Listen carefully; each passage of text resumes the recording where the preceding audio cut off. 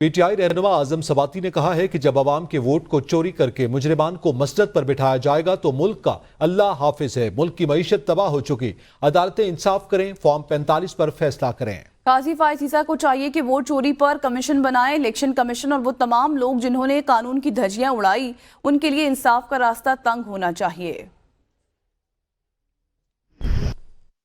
اب عوام کے ووٹ کو چوری کریں گے اور پاکستان کے سب سے بڑے مجرموں کو مسند پہ بٹھائیں گے تو ملک کا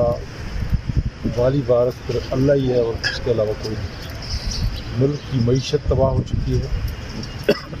اس کی شناخت تباہ ہو چکی ہے، اور اس کے لیے ضروری ہے کہ